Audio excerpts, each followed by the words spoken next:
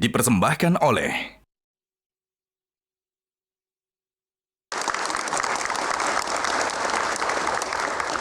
Gus Imin, tadi saya lihat Anda sudah mulai emosi ketika Sylvia mengatakan bahwa Anda tidak memberikan kontribusi perolehan suara, terutama di basis kalangan NU ini di Jawa Timur dan Jawa Tengah yang terutama ya.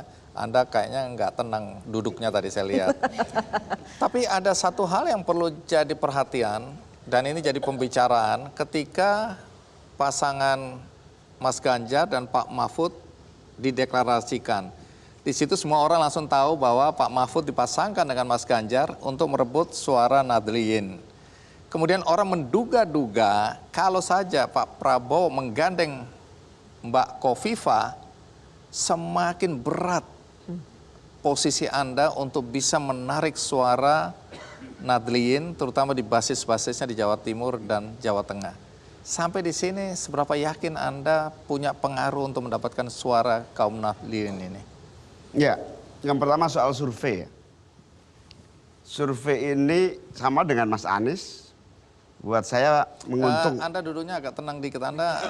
Kok sampai maju-maju gitu? Iya. Tenang Gus. Ini kita lihat emosi nih. atau terlalu bersemangat? Ini surveinya sudah kami tampilkan. Bukan, ya. saya ini diserang dengan berbagai isu, termasuk survei digunakan untuk menyerang saya, gimana nggak emosi?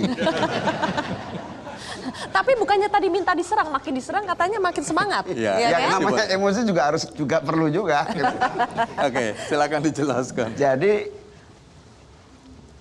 saya sudah 25 tahun di politik dan survei itu menjadi penting buat kita untuk kalau yang jelek-jelek saya gunakan untuk memarahi anak buah. Itu pasti. Ada sebuah media, saya sebut aja Kompas. Setiap pemilu PKB itu hanya 1%. Tetapi begitu pemilu 10%, 9%, 7%. Artinya apa? Artinya apa? Survei itu ada ketidakakuratan di dalam membaca konteks perkembangan. Tapi juga kita mengerti survei itu ada objektif atau tidak objektif. Contoh sederhana. Saya sudah berkampanye PKB 20-an tahun. Tapi semua survei, cawapres atau capres, saya kecil sekali. PKB besar, tapi saya kecil. Itu semua survei. Gimana nggak emosi gitu kan? Nah, saya menganggap ini ada metodologi yang berbeda-beda, ibaratnya sebuah gambar besar, tergantung pakai kamera apa dan angle mana yang dipotret. Ya kalau pertanyaan survei itu tidak pernah ada di antara nama calon ada nama saya, ya nggak akan pernah muncul nama saya. Bayarnya itu di situ gitu loh. Jadi kalau saya bayar ya nama saya ditanyakan. Gitu, kira-kira begitu. Nah, akhirnya saya buktikan. Saya akhirnya kali ini kita coba deh, apakah survei ini akurat atau tidak. Apakah survei itu angle-nya bisa dibeli. Misalnya ini sebuah peta, saya beli foto yang dari arah sana deh. Supaya fotonya saya ingin sudut dari situ. Sah. Secara objektif boleh dipertanggungjawabkan. Karena memang mengambil potret dari sisi tertentu. Nah, akhirnya saya coba. Saya ini lahir di Jawa Timur, besar di Jawa Timur, sudah NU sebelum lahir. Bapak saya dinikahkan oleh pendiri NU. Saya belum lahir sudah NU. Lah kok ada survei katanya saya tidak dikenal di kalangan NU. Emosi nggak kira-kira? Tenang Gus. Kan emosi kalau begitu. Akhirnya saya coba tes. Saya ingin kalian survei, biaya saya tanggung, tapi seobjektif mungkin. Saya ingin tahu siapa capres yang diinginkan oleh orang Jawa Timur. Luar biasa. Saya belum pernah nyapres, saya cuma iseng-iseng aja waktu itu. Ya saya buka aja, Polmark saya minta. Polmark atau kalau tadi Tracking, tadi ini Polmark. Tapi objektif ya? Saya objektif dan tidak boleh dipublikasi. Tahu nggak? Hasilnya? Hasilnya survei itu memang tertinggi Ganjar waktu itu. Kedua Prabowo. Ketiga saya. Mas Anies Maas keempat. Di Jawa Timur ya. Khofifah jauh, setelah Mas Anies jauh belakang. Pak Mahfud begitu juga. Nah pemilu juga begitu bakalan nanti kayaknya itu. Nah karena itu survei buat saya yang baik itu kita syukuri, Oke. yang jelek jadi motivasi. Oke. Kalau punya duit pesen juga, kira-kira gitulah. Ini oke. Tapi begini Gus, sekarang kan sudah setidaknya ada 2 bacawa pres yang sudah jelas ya, Gus Imin dan juga Prof Mahfud. Mungkin satu lagi kalau Mbak Khofifah jadi juga, itu sama-sama merepresentasikan Jawa Timur dan NU. Jadi poin pembeda, poin plus di antara 3 ini apa, Gus Imin? Ya tentu masing-masing boleh melihat nilai lebih, nilai kurang masing-masing.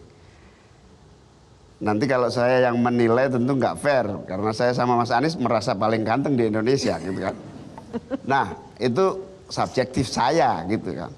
Tetapi kira-kira untuk membaca potret tren elektoral itu bisa diperbandingkan oleh para pengamat, silahkan diperbandingkan berbagai latar belakang, jaringan, sejarah elektabilitas gitu. Silakan dibandingkan, dan saya kok merasa segmen Jawa Timur dari berbagai survei yang saya lihat dan saya lakukan sendiri itu saya lebih komprehensif gitulah, kira-kira begitu. Kenapa? Ada track sejarah, ada jaringan yang saya miliki kuat sekali, kemudian ada sejarah pergulatan di keluarga besar NU yang semua saya kira tahulah. Saya tidak bisa ngomong kalau soal kelebihan saya, biar orang yang lain yang menilai. Kira-kira begitu. Kalau boleh saya nerusin dikit ya, Ya. Gus. Saya juga melihat begini, kekuatan yang dimiliki oleh Gus Muhaimin ini justru karena beliau memimpin sebuah partai politik. Memiliki latar belakang kultural yang sama tidak berarti memiliki basis dukungan yang sama. Kenapa? Karena untuk bisa mendapatkan dukungan elektoral, dan elektoral itu maksudnya suara, itu harus ada jejaring yang tadi beliau sebutkan. Dan jejaring yang dimiliki PKB adalah jejaring yang sangat luas. Ketika bicara Jawa Tengah, Jawa Timur, itu adalah home base-nya. Yang mereka memiliki jejaring yang sangat luas. Sehingga yang dimiliki oleh Gus Muhaimin ini bukan hanya secara kultural, beliau adalah cicit dari pendiri NU, tapi juga beliau merawat jaringan dukungan Ahlus Sunnah wal Jamaah dalam sebuah partai politik yang dikelola secara modern oleh anak-anak muda. Anak-anak muda semua di PKB ini. Anak-anak muda semua yang jejaring itu sampai ke seluruh daerah. Dan saya merasakan ke Jawa Timur sebelum bersama PKB dan sesudah PKB. Rasanya beda sekali. Terasa sekali. Dan ada tambahan dikit. Ini Mas Anies yang menilai ya, bukan saya kan. Ya, udah dibelain tuh Gus. Iya Tenang, makanya tenang Gus. silakan dengarkan sendiri kira-kira. Nah di NU itu ada 2 survei. Survei langit sama survei bumi. Nah yang begini-begini tadi survei bumi. Nah survei langit itu saya sudah prediksi. Kalau saya sama Mas Anies pasti kader NU yang lain bakal laku. Tapi siapa yang dahulu dialah yang menang. Baik. Oke. Saya nggak mau berdebat karena ada juga survei yang mengatakan bahwa di dalam internal PKB sendiri prosentase pemilih atau suara yang memilih Pak Prabowo itu lebih tinggi dari yang memilih Muhaimin Ya itu Iskandar. surveinya Pak Prabowo atau supirnya Ganjar Pranowo? Karena itu saya nggak mau berdebat di situ. Saya ingin tanyakan karena kalau dilihat dari jumlah atau basis pemilih kan Jawa Timur, Jawa Tengah, Jawa Barat itu yang selalu diperebutkan. Nah kalau dari beberapa survei kan Mas Anies termasuk yang cukup tinggi di Jawa Barat, sering nomor 2 setelah Pak Prabowo. Tapi saya ingin tahu estimasi atau prediksi dari pasangan Amin, selain di Jawa ini, pasangan Amin ini bisa mendapatkan suara yang signifikan itu di mana saja?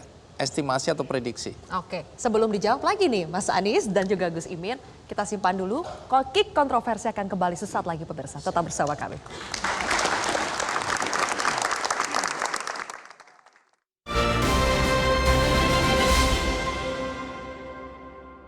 Jelajahi cara baru mendapatkan informasi. Download Metro TV Extend sekarang.